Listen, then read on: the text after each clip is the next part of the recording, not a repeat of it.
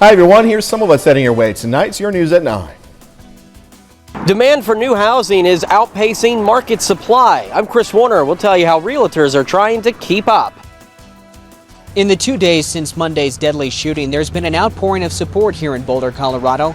I'm Ray Bogan with a look at that, plus the new debate over gun control coming up. More vaccination mega sites like this one behind me are opening up across the country as states expand access. I'm Jonathan Seri in Atlanta. I'll have details coming up. Doug Henny is weather. Jacob Leonard has sports. This is KOAM News at 9 on Fox 14. The 4 states' most watched news starts now. Thank you for joining us tonight. I'm Jordan Abbey. 53 new home permits have been issued so far for the 2021 fiscal year in Joplin. That's compared to a total of 45 for the entire 2020 year. As KOM's Chris Warner explains, despite new construction, it's just not keeping up with the demand for new housing. Charles Burt of Charles Burt Realtors says the market in Joplin is good, with many prospective buyers looking for new homes in the area.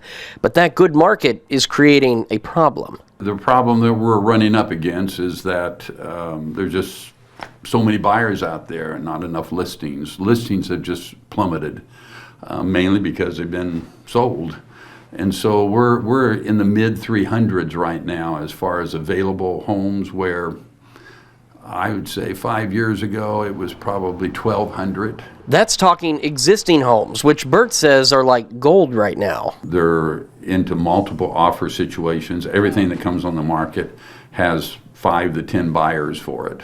So it's almost like a bidding situation for any new home. So I don't think I've ever remembered that, and I've been in the business 51 years.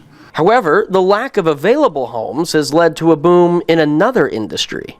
Because of the fact that people can't find existing homes, a lot of them are picking the new construction because then they could have it built. The issue there is that, once again, you can only build them so fast. Joplin City Planner Troy Bolander says that boom comes with its own problem. Joplin, it is getting tight for residential lots. We do have some residential plats that are coming in and being approved by Zoning Planning Commission and City Council, but the inventory is getting tight in Joplin. And Burt says there's a problem within that problem. It's then becoming a problem that our prices have just accelerated. Lumber prices have over doubled in the last probably 6 months to a year, which is amazing. I've never had that happen. In Joplin, Chris Warner, KOAM News.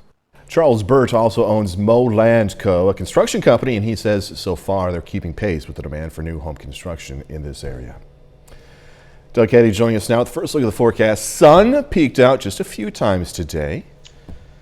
Yeah, a little bit, and it was also a little bit warmer today compared to what we had yesterday, but still kind of cool. 59, average high is 63, so a few notches below where we should be, but we are starting to see some showers popping up. These have been fairly light, kind of on the Kansas and the Oklahoma side, but this is really going to increase tonight. You can see the thunderstorms ongoing through parts of Texas and Oklahoma, and as all that moisture heads toward us, that's when our rain chances will really start to increase. Outside right now, just some light showers in southeastern parts of Kansas. Temperatures upper 40s to near 50. We'll drop back to about 45 later on tonight. But look at the rain spreading in. So here's midnight. We'll see one big batch and then just periods of showers, even a few thunderstorms really through tonight and into the daytime hours tomorrow. So, of course, we're going to break this system down for you here in just a bit. Doug Henny, thank you. In the wake of this week's deadly shooting in Colorado, the debate over gun control is growing louder in D.C. Fox News correspondent Ray Bogan has more on that, as well as the latest from Boulder. The 10 people killed here at this Colorado grocery store range in age from 20 to 65, and they're all being remembered with an outpouring of community support.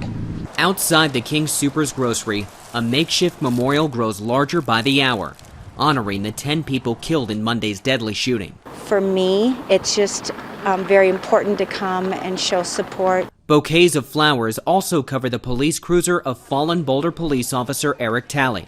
Police say the suspected shooter, 21-year-old Ahmad Alissa, used a newly purchased AR-15 style rifle, and family members and friends have said he had mental health issues and was paranoid. No one should be able to walk around with a gun and then commit a crime, and they shouldn't be able to do that. It's just not right.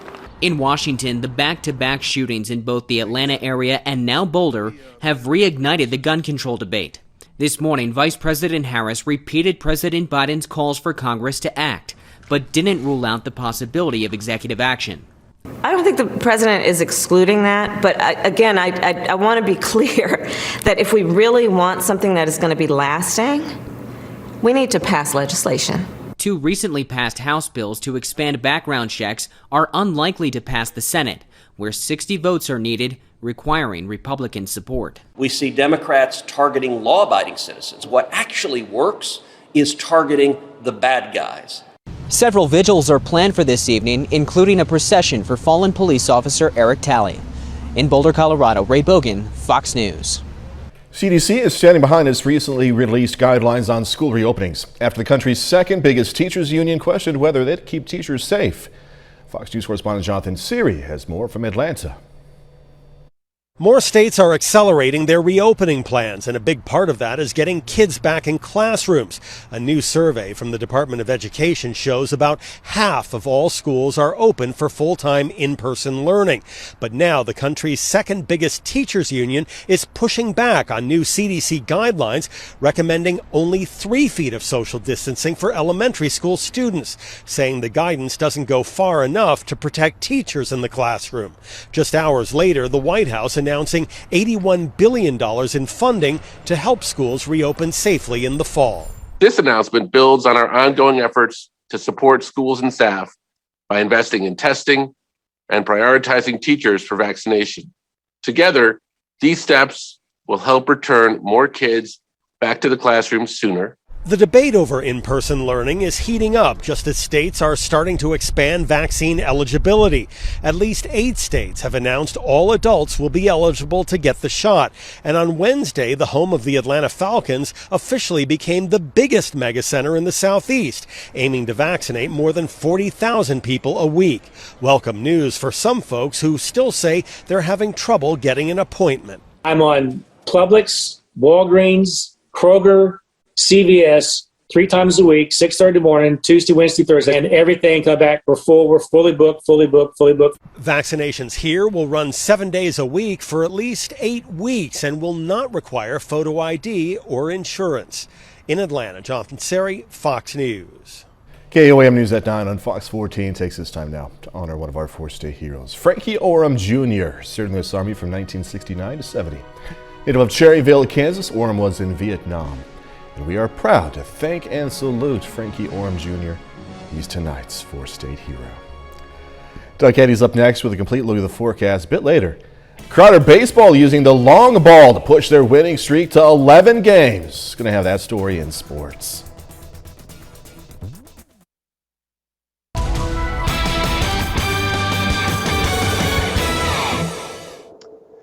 Well, it turned out to be another chilly day for us today. Temperatures kind of struggling to warm up, but we did get near 60, so a decent amount warmer than what we had yesterday afternoon. And a little bit of sunshine out there. The clouds really thickened up during the afternoon hours, but not a bad Wednesday for us across the region. Is it Wednesday? Yeah. And it looks like as we head into the next couple days, our temperatures will really be pretty nice all the way through the weekend. So cool yesterday, lower 50s, and then near 60 for us today. Most of us right now, upper 40s to near 50. I think we'll drop back kind of in that 45, 46 degree range a little bit later on tonight. The winds have been fairly light, kind of a light northeasterly wind at about 5 to 10. And we've had some light showers starting to increase, mainly on the Kansas and the Oklahoma side. If you live in Missouri or Arkansas, you have stayed dry at this point, but the rain will start to really increase as we go through the overnight hours. You can see this storm system. You can see the rain really picking up northern parts of Texas and then south central, southeastern parts of Oklahoma, and that's going to all head toward us as we go through the overnight hours for us tonight. So for the next couple hours, just these light little showers, which you can see on the radar right now, and these light little showers will continue to slowly push through, and then we'll get a bigger band that really starts to push in later on tonight. All right, let's go through time. Here's midnight we'll start to see a bigger batch, showers and thunderstorms starting to work through the region. Now, none of these storms are going to be strong or severe, but we could get some decent amounts of rain. Here's 3 a.m. periods of showers and thunderstorms, and we're going to see these periods for the rest of the night. The big batch from midnight until about 3 a.m., and then just periods of showers and thunder showers. As we go into the morning hours, a big band of rain starts to develop. So 9 a.m. through noon, into the middle of the afternoon, and then we'll start to see these showers and thunderstorms start to push out of here late afternoon into the evening hours. Temperatures, they're really just not going to go anywhere. 45 to start, 50 by noon. High temp, right around 53. Tomorrow night, clouds will start to break up. We'll drop back near 40. And then let's go partly sunny skies on Friday. But Friday looks quite a bit better, as we should push 70 during the afternoon. You can see a few showers out across Kansas. There's a very slight chance a few of us may get a random shower on Friday. But rainfall amounts tonight through tomorrow, a lot of areas are going to pick up an inch, maybe an inch and a quarter, lesser amounts in our western counties.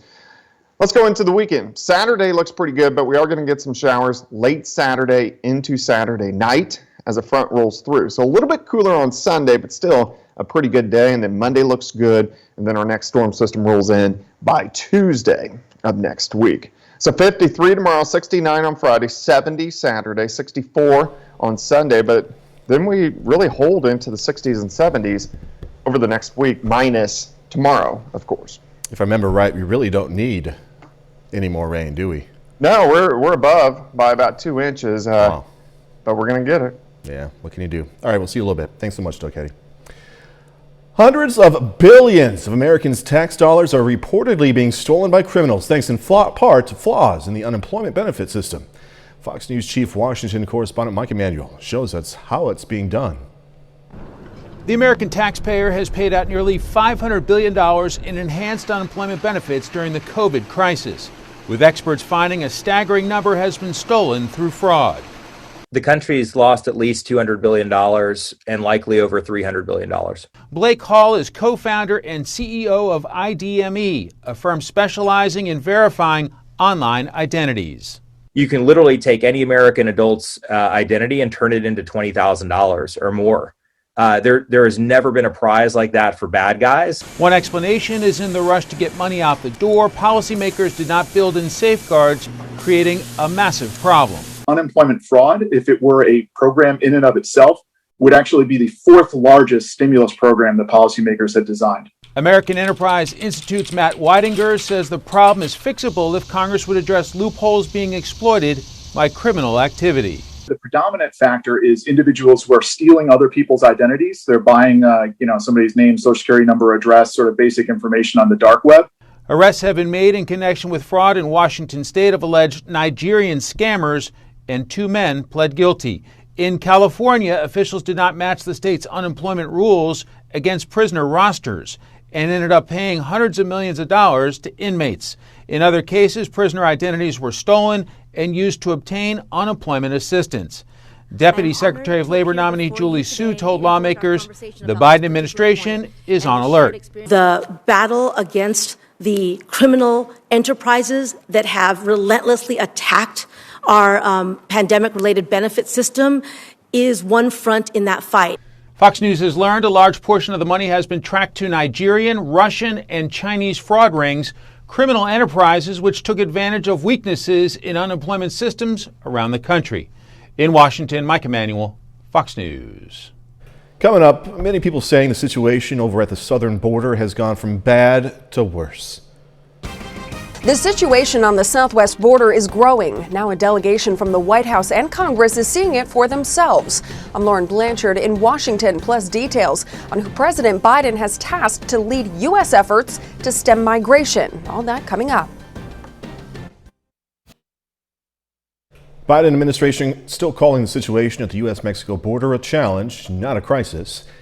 Even so, another group of lawmakers and now White House officials are headed down to see the migrant facilities and also understand the problem, try to at least.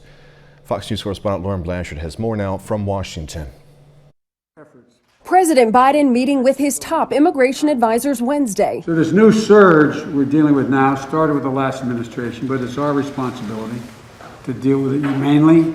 Also tapping Vice President Kamala Harris to lead U.S. efforts to stem migration from Mexico and the Northern Triangle. Needless to say, the work will not be easy. The president and vice president have faced criticism for not yet making a trip to the border to see the situation for themselves, and for the, so far, lack of access for the media to see how the migrants are being cared for. We are also remain committed to transparency and will continue to work with agencies on creating avenues for media access to and visibility into these facilities. So I think our balance is, of course, privacy, as you all know. It is also that we are in the middle of a pandemic. This comes as a group of other White House officials, along with a congressional delegation, visited a facility housing migrant children in Texas.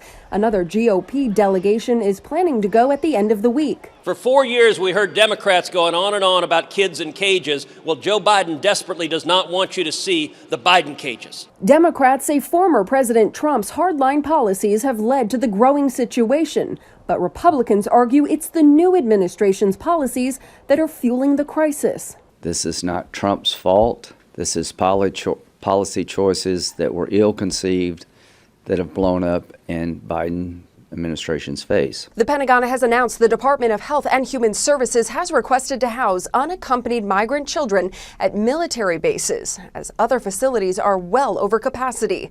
In Washington, Lauren Blanchard, Fox News. Just ahead, Facebook once again in the hot seat. Facebook is facing new allegations it allows hate speech and extremist groups on its platform. I'm Marianne Rafferty with the latest on a lawsuit targeting the social media giant, coming up. Despite claims of efforts to remove hate speech and extremism, there's still plenty of both on Facebook, according to activist group Voz. As Fox News correspondent Marianne Rafferty reports, the company is now being taken to court for allegedly failing to do more to stop it. Facebook is under fire as the nonprofit group Voz claims the social media site is still harboring extremist groups. Leading up to the 2020 presidential election, Voz says it found close to 300 active groups that, quote, spread violence-glorifying material, with a majority of those groups having ties to conspiracy organizations, including Boogaloo and QAnon. Voz says the number of extremist groups has gone down by roughly half, but claims at least 27 million people are still members of pages that violate Facebook's guidelines and policies. Media watchdog group Reporters Without Borders is now suing, accusing Facebook of misleading commercial practices, along with allowing a, quote, massive proliferation of problematic content. It says the company isn't doing enough to stop threats directed toward users while permitting circulation of false facts, mainly about COVID-19 vaccines. In the reality, conspiracy theories, hate speech are circulated massively on the social network. Currently, the lawsuit is aimed at Facebook in France and Ireland, but officials say it could spark worldwide change. The decision in France could have an impact overseas, internationally. Facebook says they have removed some groups, admitting they're not perfect, but working to stop the spread of harmful material. The company could end up with a fine of nearly $1.8 million. Marianne Rafferty, Fox News. This is cool. Gonna meet the girl who sold 32,000 boxes of Girl Scout cookies in record time, all for a good cause. 4 State Zone, back right after this. One Girl Scout selling more boxes of cookies than she can really count. 8-year-old Lily Bumpus sold more than 32,000 boxes of Girl Scout cookies in just 3 months, a new record. She wasn't able to sell them outside grocery stores, of course, this year, so instead she did much of her business right outside her home in San Bernardino, California. A special celebration right there was held yesterday where the final total was revealed. Now, Bumpus is also a cancer survivor. She was able to collect more than 5,000 donated boxes for other children fighting cancer. Yeah, celebrate, girl. Showing that strength and determination right there. Good for her.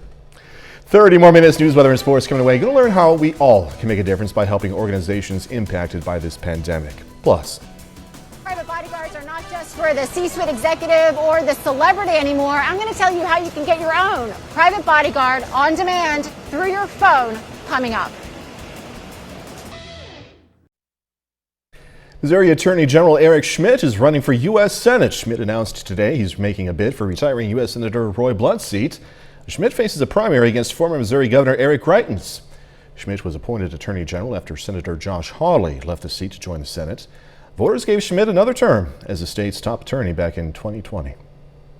The area community came together to raise money for nonprofits impacted by this pandemic. More than 150 area nonprofits raised funds as part of Give Ozarks Day. As part of the event, the organizers gave away luck of the draw prizes every hour worth $5,000 each. For every unique donor to an agency during that hour, the agency got another entry into the drawing. Now, today's event is over, but you can still learn more at giveozarks.org. A recent rise in crime is leading to a rise in bodyguards, and the new app, Bond, says they want to be the Uber of bodyguards. Fox Business Network's Lydia Hugh has this story. Bond is a new app that is bringing private bodyguards to the everyday man. That service is no longer available just to the C-suite executive or the celebrity. At $30 for 30 minutes, the starting price is making it more affordable. And Bond CEO says with the growth in crime over the past year and sadly over the past few weeks, as well as a rise in domestic violence over the past year, up as much as 8%, they're seeing a growth in the interest in their services. We're joined today by Ira. He is a bodyguard that works here in New York City. Ira, we are in the Diamond District here in Manhattan, where it is conceivable someone doing some shopping for jewelry might want a bodyguard to come along with them. But what are some of the reasons why you see people requesting your services? Yes, well, we've seen an uptick in requested services for simple everyday things like realtors showing residences, people out shopping, businessmen conducting financial transactions, or even friends out on a night on the town. They want to make sure they get home safely. Now, Ira, I'm sure you bring real peace of mind for your clients, but if it were to reach a level where you had to physically intervene, are you ready to do that? Absolutely. Myself and many of the guards that work with Bond are veterans of law enforcement, both local and federal. Myself, I have 20 years experience protecting heads of state and other dignitaries. So yes, we are prepared, we are trained, and we have a good situational awareness of what's happening around us. Great. Thank you for that insight, Ira. And Bond CEO tells us that the company is now poised for growth in the international market. Over the past decade, the services for private security guards have grown from $20 billion industry to $30 billion industry. And private bodyguards, that market is expected to reach $350 billion of growth over the next 6 years. Signals that maybe this could be room for job seekers in the years to come. We're in Manhattan, New York. Lydia Hu for Fox Business. All right, I grew up in Chicago. Many of you I know are born in Chicago or grew up in Chicago and remember Navy Pier. Coming up, a bit of a cool story here. Hotels looking to bounce back. Is travel making a comeback? I'm Grady Trimble with Fox Business at a brand new hotel in Chicago. Coming up, I'll tell you why now might be the time to start planning that next trip. Home Store.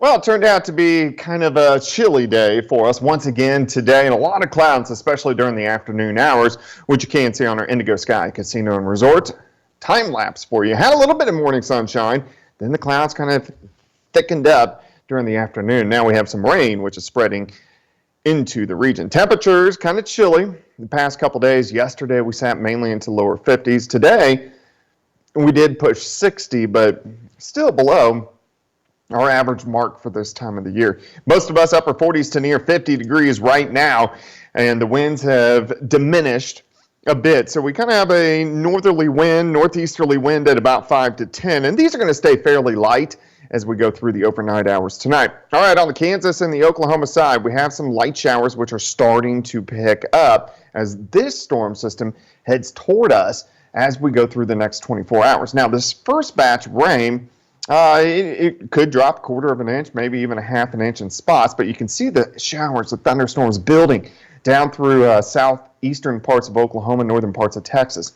All that's going to head toward us. Now, if you look west, you can see the batch of rain way out in western Kansas. That will fill in as we go through the daytime hours tomorrow. So we really have two big batches which will push in. Right now we're just seeing very light little showers. You can see southeastern Kansas, northeastern parts of Oklahoma.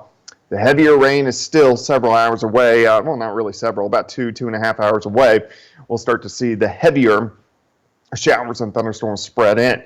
So here's midnight. You can see the yellows and the oranges. That is moderate, even heavy amounts of rain.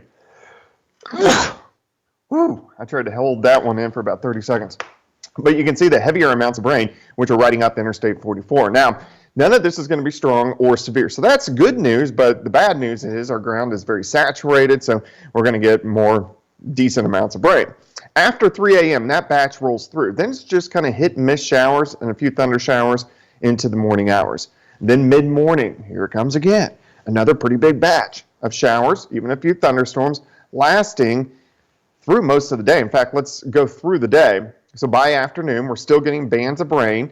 Our temperature's kind of cool, and then most of the rain rotates out by the time we head into the late afternoon hours. So our temperatures are going to struggle tomorrow. 45 to start, 50 by noon, high temp of 53. By tomorrow night, the clouds will start to break up. We'll drop back near 40. We'll have partly sunny skies on Friday, but Friday looks pretty good. We're going to push 70 during the afternoon, so you definitely can't beat that. All right, rainfall with this system. Again, we don't need it right now. It'd be nice to spread it out a little bit, but a lot of areas are going to pick up half an inch to an inch, maybe even 1.25 inches of rain as we work through the next 24 hours. 53 tomorrow, and then temperature is pretty good. 69 on Friday, 70 Saturday, 64 on Sunday, and we're going to have rain chances just about every other day. At least we get some sunshine later down the road, right? Yeah, Friday will be pretty good. Sunday will be pretty good. Doug Hetty, thank you so much. Yep. Country is experiencing a critical shortage of a vital part of technology. The lack of semiconductors is having an impact on the global automobile industry to the tune of $60 billion. Fox News correspondent Garrett Tenney has the details. First, it was toilet paper. Now it's cars. The pandemic has led to a global shortage of microchips, the brains of electronic devices found in everything from phones, laptops, and video games to cars.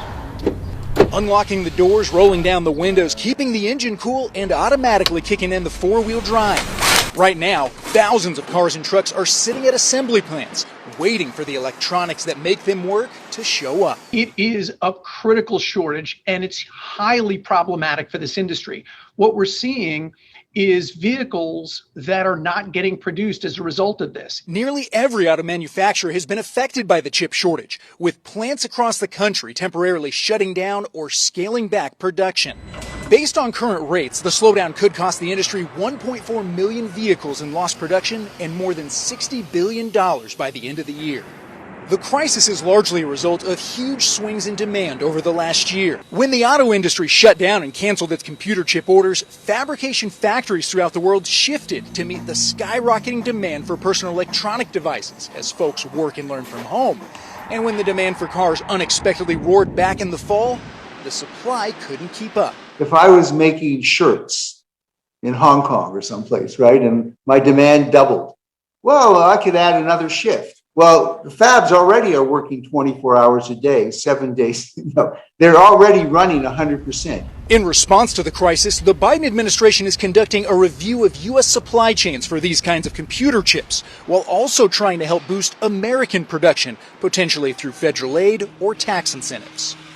Intel announced plans for 2 new fabrication plants in Arizona, though it's important to note these kinds of factories typically take years to build. So in the short term, experts say there's really no quick fix for this crisis, and it'll likely take a few months for production lines to get back up and running.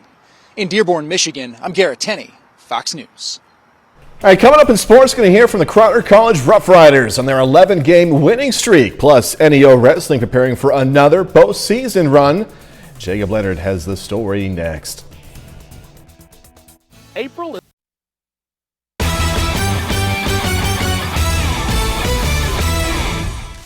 The Crowder College Rough Riders are one of the best and hottest teams in the country right now, and they're getting it done with the long ball. Sports reporter Danny Terzer has the story. Behind Crowder's 19-4 record is an unstoppable offense. We're getting the big swings right now, and that's awesome. But, you know, when the wind's blowing in, we've played some of those games as well and still produce runs. We're a pretty complete offense. The Rough Riders are on an 11-game winning streak. Obviously on the scoreboard we've been setting ourselves apart, you know, and we're starting to separate ourselves, you know, win column and all that. The Rough Riders have scored 10 or more runs in over half their games this season. We're not much of a small ball group, you know. We're dependent upon guys having good two-strike at-bats and driving in runs. We also have to give a lot of credit to our bullpen guys because they've been coming in and keeping the game where it's at in their situations, and that allows us to come in and do what we need to production-wise offensively. That's been allowing us to win these games. Their philosophy is straightforward. Be a good hitter on one pitch. 90% of the time when we put up big innings, there's a two-strike at-bat that somebody wins involved in that. When you walk into the plate, what the guy did before you, if it's quality, it helps you in that at-bat, and it gives you a little confidence when you step in there knowing you can succeed. Adaptability has been key. When we failed, we learned from those failures early on in the season, and that's what I'm proud of them for, is taking those failures and making sure that they don't continue to happen as the season goes on, and we've turned them into a lot of success recently. In Neosho, Danny Terzer, KOAM Sports. Crowder is back in action this weekend, hosting a 4-game series against Three Rivers Community College. The NEO wrestling team is in its final stretch of the season. For the Norsemen this year, it's been everything but normal, but they're hoping it ends with another national title. It's been a late and abbreviated season for NEO wrestling, but the end goal is the same as always. We're always looking for the national championship, you know, and that's the first thing we talk about when they get on campus, and that's the last thing we talk about whenever they leave campus. That's where we're wanting to be. That's where we're wanting to be. We're shooting for the national title, whether it's districts, whether it's regionals, whether it's just a regular open tournament or a duel. I mean, we shoot to win. The Norsemen have only competed in about half the number of competitions of a normal regular season due to the pandemic. We really haven't been able to find that groove yet with our practices because it's just so sporadic. It's really hard to replicate live matches in a practice room. See how you feel better because that outside foot was already open. It's hard to get a groove going. It's hard to find your momentum and keep running with that during that situation, but they're working through it. Everybody's in the same thing though. Nobody's any different. Nobody's got a competitive edge in this situation. The NJCAA has canceled district championships scheduled for next week. That leaves the 7-time defending district champs without what is normally their final tune-up before nationals. It's going to affect us a lot. I mean, normally our last competition is our regional competition. 2 weeks later, we're at the national tournament. Not having that situation in front of us, it's going to be different. We're going to have to figure out ways to manipulate our full potential. Yeah, I know it doesn't feel right now, but we're in attack position right now. With no qualifying tournament, nationals will have a different feel. Everybody that wants to go can take one wrestler per weight, and so everybody qualifies. It's really going to be a shot in the dark. I don't know whether my bracket will be bigger. It might even be smaller. Just we don't know how many teams are going to be able to show up to nationals. And when I'm moving him, now I have my shot. We've got a good group of guys, and they're working really hard. And so I think that they're understanding that this is kind of the final push here. That's perfect. Stay up on your feet. Is it fun? Yeah, that's perfect. We'll see if we made mistakes or if the mistakes were too big, and we'll reevaluate it at the end of the year. The Junior College Wrestling National Championships will start on April 21st in Council Bluffs, Iowa. Now that's a look at sports. We're back with more news after this. Hotels are looking to make a comeback with warmer weather, loosening restrictions, and more people getting that jab. Listen up, people from Chicago. You might be surprised with what I'm about to tell you. I know I was. Fox Business Network's Grady Trimble has more from the Sable, a brand new hotel on Chicago's Navy Pier. This hotel was supposed to have its grand opening in November, but they pushed that to March because of the pandemic, and they're being rewarded for that. People seem more interested in traveling right now. Occupancy here is right around 60%, which is good for any new hotel, especially given what's going on right now. Bob Habib is the CEO of the Sable Hotel. You see the beautiful skyline of Chicago in the background, and what are you seeing in terms of reservations? It's surprising even you. We've been pleasantly surprised. When we opened last Thursday, we never expected we'd be at 60% occupancy 2 days later. So what's the forecast going forward? We have spring break for a lot of schools across the country coming up. We have summer coming up, which is normally a huge tourist season in Chicago. I think people are ready to go out and travel again and be in the places that they're used to seeing but haven't for a year. So I expect the summer months will be very strong in a market like Chicago. When you see these numbers, what does that tell you about people's comfort level as they start to travel? Maybe just domestically, smaller trips at first, but they're traveling nonetheless. I think people by their nature are very social animals, so when they believe that it's safe and that they'll be able to travel safely, even if it's domestically drive-up locations, you're going to see them go out in big numbers. And Navy Pier has been in Chicago for more than 100 years, but this is the first hotel on the pier, so that's notable in itself. The rest of the attractions on the pier, the rides, the shops, and the restaurants, they're not open quite yet, but that could be changing in the weeks ahead. In Chicago, Grady Trimble, Fox Business. Times are changing. All right, Cruella making some news with a debut date. That plus some more Hollywood news coming your way. Disney makes changes. Warner Brothers returns to theater-only releases and more. Fox's Ashley Dvorkin has the latest in the Hollywood Nation. Barry joins Wahlberg, Warner Brothers makes a deal, and Disney alters plans in the Hollywood Nation. I'm done running. Marvel's long-awaited Black Widow and the live-action prequel Cruella will now premiere on Disney Plus the same day they open in theaters. Subscribers will each have to dish out an additional $29.99 to watch each film. The release date for Scarlett Johansson's highly anticipated superhero film has been pushed from May 7th to July 9th. And Emma Stone's Cruella will make its debut on May 28th. Warner Brothers is also making changes with a new multi-year deal with Cineworld, the parent company of Regal Cinemas. Starting in 2022, its releases will have a 45-day exclusive window in those theaters. The studio's 2021 releases, like March 31st Godzilla vs. Kong, will keep the current model of a same-day in theaters and HBO Max release. Regal reopens its doors for the first time since pandemic closures on April 2nd. Hallie!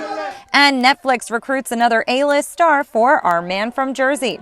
Halle Berry will star alongside Mark Wahlberg in the upcoming spy thriller. Plot details have yet to be revealed, but the film is being described as a blue-collar James Bond. In Hollywood, Ashley Dvorkin, Fox News.